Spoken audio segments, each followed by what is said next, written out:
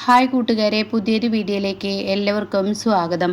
അങ്ങനെ ഇന്ദ്രനോട് കഥ പറഞ്ഞു കൊടുക്കണം കേട്ടോ. ദാസനോട് താൻ പറഞ്ഞെന്നും ദാസങ്ങൾ പിന്നീട് എന്നോടൊരു ഐഡിയ പറഞ്ഞത്, ഇതിലിപ്പോൾ ഏറ്റവും നല്ല ഐഡിയ എന്ന് പറയുന്നത് യുഎയിലെ പ്രവാസികളാണല്ലോ ശേഖരനെ രക്ഷിച്ചത്. അപ്പോൾ ശേഖരൻ ഇനിയിപ്പോൾ അവർ മുഖേന ഒരു ബിഗ് ടിക്കറ്റ് അടിച്ചു എന്ന് നമുക്ക് വരുത്തി തീർക്കാം. ഇതാണ് ഞാൻ ഉണ്ടാക്കാൻ പോകുന്ന കഥ എന്ന് പറയാനായിട്ടാ.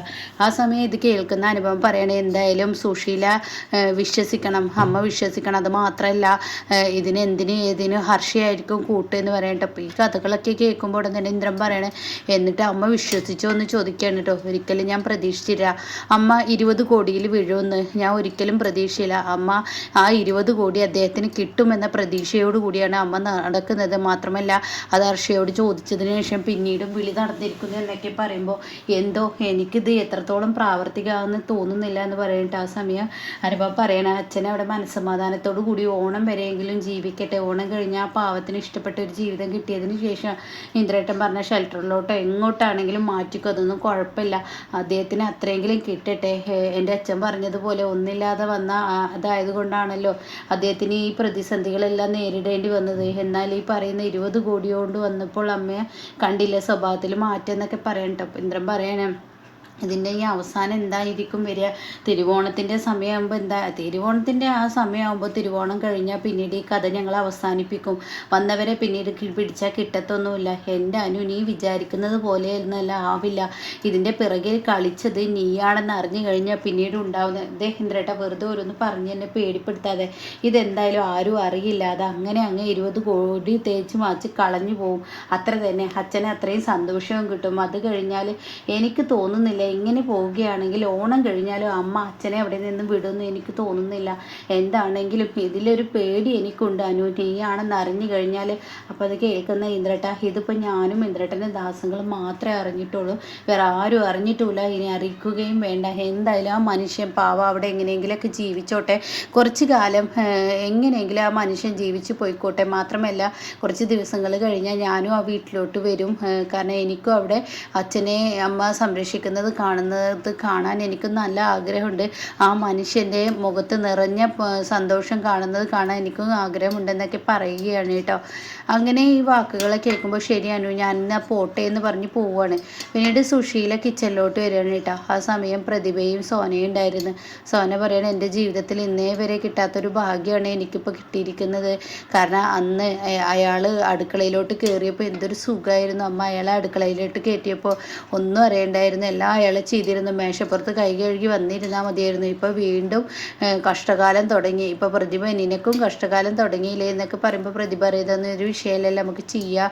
സോന, എന്ത് ഈ അടുക്കളയിൽ കിടന്ന് നരകിക്കാനാണ് എൻ്റെയും നിൻ്റെയൊക്കെ യോഗ എന്ന് പറയുമ്പോൾ സുശീല വരികയാണ്. പ്രതിഭ, എന്തായി ഭക്ഷണം ഉണ്ടാക്കിയോ എന്ന് ചോദിക്കുകയാണ്. പ്രതിഭ അറിയാം, ചപ്പാത്തി കുറച്ചും കൂടി ഉണ്ടാക്കാനുണ്ട്, മാത്രമല്ല കറി ആയിട്ടുണ്ടെന്ന് പറയുന്നുണ്ട്. അപ്പോൾ ഉടൻ തന്നെ സുശീല പറയുകയാണ്, ആദ്യം ആ മനുഷ്യന് കൊടുക്കട്ടെ. ഇത് കേൾക്കുന്ന സോന ആകെ അത്ഭുതത്തോടു കൂടി നോക്കുകയാണ്. അപ്പോൾ പ്രതിഭ, ഇനി കറിയെടുത്ത് വെക്കുക എന്ന് പറയണം. അങ്ങനെ പ്രതിഭ കറിയെടുക്കാൻ വേണ്ടി പോകുന്ന സമയത്ത് സോന ചോദിക്കുക, അമ്മക്ക് എന്താ ഭ്രാന്തായോ? അയാളെ ഇങ്ങനെ വല്ലാതെ സ്വീകരിക്കുന്ന എന്തിനാ അമ്മ? എടി, അയാൾ ചെറിയൊരു മനുഷ്യനല്ലേ, 20 കോടിക്ക് ആസ്തിയുള്ള മനുഷ്യനാണ്. അത് നീ മനസ്സിലാക്ക്. എന്താ നീ വായി തോന്നിയ പൊട്ടത്തരങ്ങൾ വിളിച്ച് പറയുന്നത്? അങ്ങനെ വിളിച്ച് പറയാതെ, 20 കോടി അത്രയും സ്വത്താണ് അയാളുടെ കയ്യിൽ കിടക്കുന്നതെന്ന് നിനക്കറിയില്ലേ? ഞാനത് പറഞ്ഞു തരേണ്ട ആവശ്യമില്ലല്ലോ എന്നൊക്കെ ഇങ്ങനെ പറയാൻ കേട്ടോ. അങ്ങനെ ആ സമയം ആ വാക്കുകൾ കേൾക്കുമ്പോൾ ശരിയായിക്കോട്ടെ, 20 കോടിയുടെ ആസ്തി ആയിക്കോട്ടെ, എന്നാലും അമ്മ പരിസരം മരുന്ന് പെരുമാറണ്ട. എടി, ആദ്യം ആ മനുഷ്യന് ഭക്ഷണം കൊടുക്കട്ടെ. ആനന്ദമാഷ് അപ്പോഴേക്കും പ്രതിഭ കയറി വന്നു കേട്ടോ.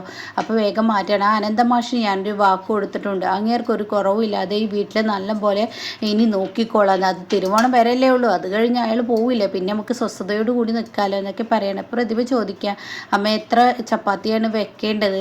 അത് കേട്ടോടെ തന്നെ സുശീല പറയും, സാധാരണ 3 കൊടുക്കാറുള്ളത്, 4 കൊടുത്തോ, കുഴപ്പമില്ല എന്ന് പറയണേ. അങ്ങനെ പ്രതിഭ പ്ലേറ്റിലാക്കിയിട്ട് സുശീലയുടെ കയ്യിൽ കൊടുത്തിട്ട് പറയാണ്, അവിടെ ടേബിളിൽ കറി വെച്ചിട്ടുണ്ടെന്ന് പറയണേ. ശരി, ആയിക്കോട്ടെ എന്ന് പറഞ്ഞ് സുശീല അത് എടുത്തിട്ട് ശേഖരൻ്റെ മുന്നിലോട്ട് പോവുകയാണ്. ശേഖരനാണെങ്കിൽ അവിടെ ഇങ്ങനെ ഇരിക്കുന്നുണ്ട്. അതേ എന്ന് പറഞ്ഞ് ശേഖരനെ വിളിക്കുമ്പോൾ എന്തോ എന്ന് ശേഖരൻ മറുപടി നൽകുകയാണ്.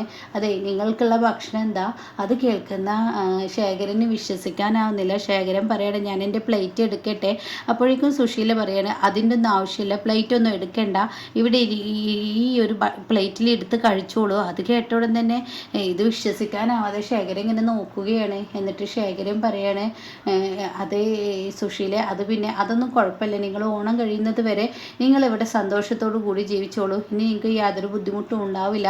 അപ്പോൾ ഉടൻ തന്നെ സുശീലയുടെ മുഖത്തോട്ട് നോക്കിയിട്ട് കൈകൂപ്പിയിട്ട് നന്ദിയുണ്ട് എന്ന് കണ്ണു നിറച്ച് ശേഖരൻ പറയുമ്പോൾ നന്ദി പ്രവൃത്തിയിൽ കാണിച്ചാൽ മതി, ഇങ്ങനെയൊന്നും കാണിക്കണം എന്നില്ല എന്ന് പറഞ്ഞിട്ട് സുശീല അവിടെ നിന്ന് പോവുകയാണ്. പിന്നീട് സുശീല അതെ നിങ്ങളൊന്നും ഇവിടെ വന്നേ, എന്തേ അത് നിങ്ങൾ ഈ സൗദിയിലായിരുന്നു എന്നല്ലേ പറഞ്ഞത്, പിന്നെ എങ്ങനെ നിങ്ങൾ യുഎയുമായി ബന്ധപ്പെട്ട്? അപ്പോൾ അത് കേട്ടോടെ തന്നെ ശേഖരൻ പറയണ് സൗദിയിലോട്ട് ഞാൻ പോയി, എന്നെ വിസ ഏജൻറ്റ് പറ്റിച്ചു, ഞാൻ എന്നിട്ട് അവിടെ കുടുങ്ങിക്കിടന്നു, പിന്നീട് എന്നെ അവിടുത്തെ കൂട്ടായ്മ UAE കൂട്ടായ്മയും അവർ തമ്മിൽ രക്ഷിച്ചെടുത്തതാണ്, എന്നെ നാട്ടിലോട്ട് പറഞ്ഞയച്ചതാണ്. അപ്പോൾ കഥ കേൾക്കുമ്പോൾ UAEയുമായി ഇയാൾക്ക് ബന്ധമുണ്ട്, അപ്പോൾ പിന്നെ പേടിക്കാനില്ല, ആ വന്നവർ സത്യമുള്ള ആൾക്കാർ തന്നെ എന്നിങ്ങനെ സുശീല മനസ്സുകൊണ്ട് ചിന്തിക്കുകയാണ്. അപ്പോൾ എന്താ ചോദിച്ചത്? ഒന്നുമില്ല. അപ്പോഴാണ് കേട്ടോ അങ്ങോട്ടേക്ക് കടന്നു വരുന്നത് ഇന്ദ്രൻ. അപ്പം ഇന്ദ്രൻ ഇത് കാണുകയാണ്, നല്ല രീതിയിൽ തന്നെ അവർ സംസാരിക്കുന്നത് കാണുകയാണ്. എന്നിട്ട് ശേഖരൻ പറയുന്നുണ്ട് സുശീല എന്താ ചോദിച്ചത്? അതൊന്നും കുഴപ്പമില്ല, നിങ്ങൾ ഭക്ഷണം കഴിച്ചോളൂ എന്ന് പറയാണ്. അങ്ങനെ അങ്ങോട്ടേക്ക് കടന്നു വരുന്ന ഇന്ദ്രനെ കണ്ടവിടെ തന്നെ നീ നിൻ്റെ ഭാര്യ വീട്ടിൽ പോയിരുന്നോ? പോയിരുന്നു, എന്നാൽ അവരോട് നീ പറഞ്ഞില്ലേ ഞാൻ ഇയാളെ ഓണം കഴിയുന്നത് പോലെ നല്ലപോലെ നോക്കിക്കോളാന്ന്? ഒരാൾക്ക് കൊടുത്ത വാക്ക് തെറ്റിക്കാൻ പറ്റില്ലല്ലോ, അതുകൊണ്ടാണ് ഞാൻ ഇതൊക്കെ ചെയ്യുന്നത്. അത് കേട്ടോടെ തന്നെ ഞാൻ പറഞ്ഞിട്ടുണ്ട് എന്ന് പറയുകയാണ്. അങ്ങനെ നല്ല നയത്തിൽ സംസാരിക്കുന്ന സുശീലയെ കാണുമ്പോൾ ഇന്ദ്രൻ്റെ മനസ്സ് നിറയുകയാണ്. അപ്പോഴേക്കും ശ്യാമും സത്യനും ഭക്ഷണം കഴിക്കാൻ ഇരുന്നിട്ടുണ്ട്. അവർ ഭക്ഷണം കഴിക്കുമ്പോൾ ഇന്ദ്രൻ വരികയാണ്. നിങ്ങൾ കഴിക്കൽ തുടങ്ങിയോ? ഞങ്ങളിതാ ഇരുന്നതേ ഉള്ളൂ ഇന്ദ്രേട്ട. അപ്പോഴേക്കും പ്രതിഭ ഓടി വരികയാണ്, ഇന്ദ്രന് വിളമ്പി കൊടുക്കുകയാണ്. അപ്പോൾ തന്നെ ഇന്ദ്രൻ പറയണ ധൃതി പിടിക്കണ്ട, പതുക്കെ മതിയെന്ന് പറയുന്നുണ്ട്. അങ്ങനെ ഭക്ഷണമൊക്കെ വിളമ്പി കൊടുക്കുന്നതിനിടയിൽ എന്തായാലും നമ്മൾ ഭക്ഷണം കഴിക്കുന്നതിന് മുന്നേ തന്നെ അങ്ങേർക്ക് കൊടുക്കാനുള്ള അമ്മയുടെ മനസ്സ് അതിപ്പോൾ പറയാതെ വയ്യ എന്ന് സത്യം പറയുകയാണ്. അപ്പോൾ ഇന്ദ്രൻ പറയുന്നത് ശരിയാണ്, ഇപ്പോൾ ഈ വീട്ടിലൊരു മനസ്സമാധാനമുണ്ട്. ആ സമയം അതെ അമ്മ അങ്ങനെ മാറിയിട്ടുണ്ടെങ്കിൽ അതിൻ്റേതായൊരു കാരണമുണ്ട്. അപ്പോൾ ഇന്ദ്രൻ ചോദിക്കുക എന്ത് കാരണം? അതെ പ്രതിഭ പറയുകയാണ് എന്നോട്, ഇവിടെ 2 പേര് വന്നിരുന്നു, അവരെന്തൊക്കെയോ സംസാരിച്ചു, അത് സോനയ്ക്കും അറിയാം, പക്ഷെ അത് കേൾക്കാൻ അറിയാത്തതുപോലെ നമ്മളെ അറിയിക്കാൻ ഇഷ്ടപ്പെടാത്ത പോലെയും പ്രവൃത്തിയാണ് കാണിച്ചത്. അപ്പോൾ ഇന്ദ്രൻ ആകെ പേടിക്കുകയാണ്.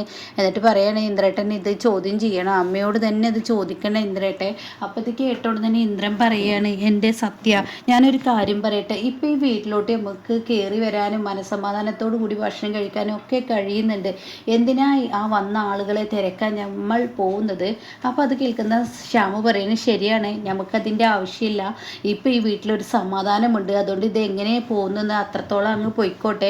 അപ്പോൾ സത്യം പറയാം, എന്നാൽ അങ്ങനെ ആവുക വെച്ചെങ്കിൽ അങ്ങനെ ആയിക്കോട്ടെ, അത് തന്നെ ഇത് ചെയ്യാൻ നിൽക്കേണ്ട, കാരണം വീട്ടിലെ സമാധാനമാണ് വലുത്, അമ്മയുടെ ഇഷ്ടത്തിന് എന്താ ചെയ്ത് എവിടെ വെച്ച് അവസാനിപ്പിച്ചോട്ടെ എന്ന് പറയുന്നുണ്ട് കേട്ടോ. അപ്പോൾ പ്രതിഭ പറയണേ ഇന്ദ്രേട്ടാ ഞാൻ സത്യേട്ടനോട് ഇതൊക്കെ പറഞ്ഞത് പ്രശ്നമായോ?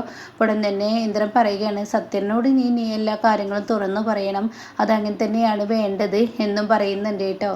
പിന്നീടാണെങ്കിലോ അമ്പിളിയാണ് കാണിക്കുന്നത്. അമ്പിളിക്ക് നല്ല ഛർദിയാണ്. അപ്പോൾ അമ്പിളി രഘു ഇങ്ങനെ തടവി കൊടുക്കുകയൊക്കെ ചെയ്യുകയാണ്. അപ്പോൾ കുഞ്ഞ് പേടിച്ചിട്ടുണ്ട്, വയറൊക്കെ വന്നിട്ടുണ്ട് കേട്ടോ.